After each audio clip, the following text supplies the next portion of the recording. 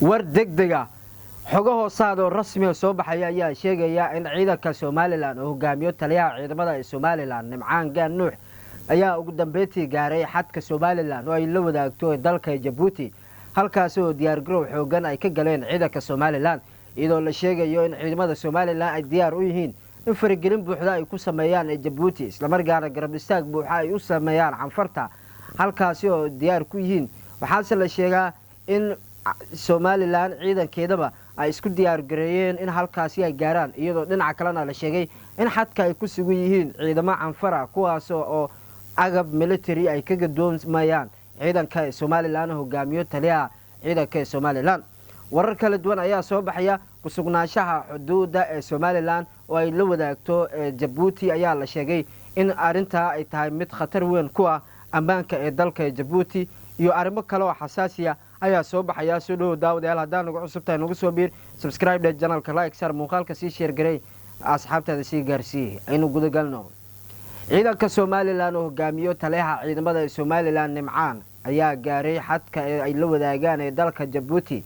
halkaas ay ku sugan yihiin ciidamada Soomaaliland kadibna ay doonayaan in gudaha u sii galaan ama faragelin rasmi ay ku sameeyaan ee dalka Djibouti oo deris kala ah Soomaaliya kuwaas ay doonayaan ciidanka Soomaaliland in halkaasi garab istaag buuxa ay ugu fidiyaan ciidamada canfarta halkaasi ka dagaalamaya iyadoo la sheegay in xuduudka ay ka taagan tahay imika xaalad adag isla markaana aysan saamixi karin in la helo goobahaasi in si rasmi ah ay looga helo wararka rasmiga laakiin waxaase la xusay oo rasmi ah si rasmi ah loo xaqiijiyay in ciidamada Soomaaliland ay halkaasi ay sideen hub iyo shixnado kala duwan ayaa lagu arkay iyagoo ku sugan ee xuduudda isla markaana ay gudoonsiinayeen ciidamada Djibouti ka dagaalama canfarta kuwaas oo la diriraya ciidanka dawladda Djibouti qorshayaal halisa ayaa halkaasi ay ka wadaan sida la sheegay ciidanka Soomaaliland kadib markii halkaasi uu gaaray taliyaha guud ee ciidamada Soomaaliland isagoo la sheegay in halkaasi barkii uu waday wufuud kala duwan oo sidata shixnado kala duwan hub gawaari noocyadiisa kala duwan iyo gawaari saaran raashin kuwaas oo la sheegay in xadka Djibouti ay gudaha u galeen halkaasi oo la sheegay inay isku arkeen canfarta isla markaana ay diyaar la tahay Soomaaliland garab istaag buuxa inay siiso canfarta wararka rasmiga ayaa sheegaya in Soomaaliland ay laga xaqiijiyay ama ay toos lagu xaqiiqsaday in garab istaag buuxa ay siin doonto canfarta si looga adkaado madaxweynaha dalka Djibouti Ismaaciil Cumar Geele waxaase la sheegaa in taliyaha ciidamada Soomaaliland oo halkaasi tagay samarkaana oo la kulmay saraakiisha ugu sarsareeyo canfarta oo xadku kala kulmay kadibna uu ka wada hadleen arrimaha ugu muhiimsan ee dalka Djibouti iyo sidii halkaasi looga tuuri lahaa madaxweynaha dalka Djibouti Ismaaciil Cumar Geele ee xilka looga tuuri lahaa iyadoo dhinaca kalena la sheegay in canfarta isku fidiyeen deegaanada ugu badan ee dalka Djibouti isla markaana diyaar u yihiin in weerar dhulka ay ku qaadaan saldhig kasta ay leedahay militariga dalka Djibouti ama booliska ee dalkaasi iyagoona sheegay inaysan cafin doonin kadib markii askari 20 kor u dhaafaya u dhashay dalka Djibouti ay nolol ahaan ay u qafaasheen canfarta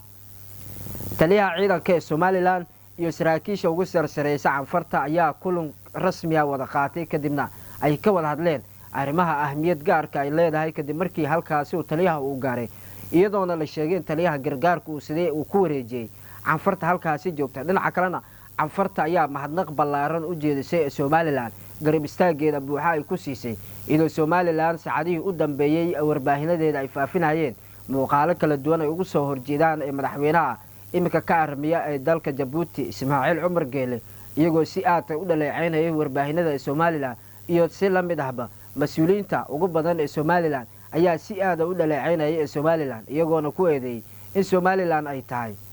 in Djibouti ay tahay dal aan loo baahnayn ama dal cadow ku ah Soomaaliland isla markaana loo baahaya in si degdeg ah la iska qabto canfartana garab istaag buuxa la siiyo sidii looga adkaan lahaa gebi ahaanba dadka meesha gumeystaha ku ah oo ay ula jeedaan madaxweynaha dalka Djibouti Ismaaciil Cumar Geele taliyaha ciidanka Soomaaliland iyo saraakiisha ugu sarsareeyay canfarta ayaa kulan saacado qaatay waxay isku afgarteen in halkaasi laga saaro ciidanka dalka Djibouti arinta ugu muhiimsan ayaa in kaliya halkaasi laga eriyo madaxweynaha dalka Djibouti Ismaaciil Cumar Geele Djibouti ayaa iyadana wada qorshayaal halis ku ah isla markaana la sheegay inay u dhaqaaqi rabtay dhanka iyo xuduudda si ay u gasho gudaha u sii gashay Somaliland waxaase la sheegay in arrinkan sirdoonka Mossad oo markii hore helay xog rasmi ah oo ay doonayaan ciidanka Somaliland in xuduudda howlgala ay ka fuliyaan idoo saaka markiiba taliyaha ciidamada Somaliland iyo ciidanka Somaliland gaarka kuwa commandoska iyo kuwa militariga ay si rasmi ah u gaareen halkaasi isla markaana ay ka wadaan dhaqdhaqaaqyo culus iyagoo xaqiijiyay in xuduudda ay tahay goob ammaan ah iyagoo waliba gudaha u sii galay dalka Djibouti oo ay sheegeen in garab istaag buuxa ay u yihiin walaalahooda Canfarta madaxweynaha dalka Djibouti Ismaaciil Cumar Geele ayaa u gudbiyay madaxweynaha dalka Faransiiska Emmanuel Macron xadgudubka ay sameeyeen ciidamada Somaliland ay ku soo galeen xadka ee dalka Djibouti isla markaana ugu digay u sheegay in loo baahan yahay in Faransiiska ay markaan ay qaadaan tallaabo adag haddii taasi ay dhiceysana Djibouti ay gali doonto qalqiil adag isla markaana ay adkaan doonto sidii ay u soo kabsan lahayd maadaama Faransiiska halkaasi u joogo madaxweynaha imika ka armiya Ismaaciil Cumar Geelena ay u yahay madaxweynaha isfahansan yihiin ee Faransiiska ciidamadiisa doorkii sare ee rubع qarniga iyo halkaasi ay joogeen ciidamada ay waxay garab buuxa ay u ahaayeen madaxweynaha dalka Djibouti Ismaaciil Cumar Geele Faransiiska waxay gaaraysaa oo madaxtooyada dalka Djibouti ugu imaanaysaa fariimo kala duwan oo baqdin oo cabsiya kuwaas looga aransanayo oo dalka Djibouti oo reer Djibouti ay ugu baqayaan in Canfarta ay fuliyaan weerarkooda ugu dambeeyay iyadoo kaashanayaan ciidanka Somaliland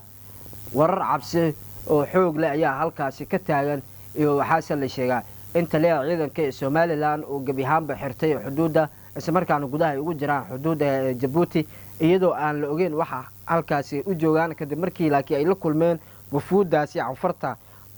wafdiga kadib ee kulankaasi lama oga ujeedada rasmiga halkaasi ay u tageen iyadoo dhinaca kalena ay sideen shixnado kala duwan oo wali ay ku sugan xuduudda ee dalka Djibouti ciidanka gaarka ee Somaliland kuwaas oo la sheegay in meesha ay wali ay joogaan isla markaana ay la joogaan saraakiishii ugu sarsareysay Canfarta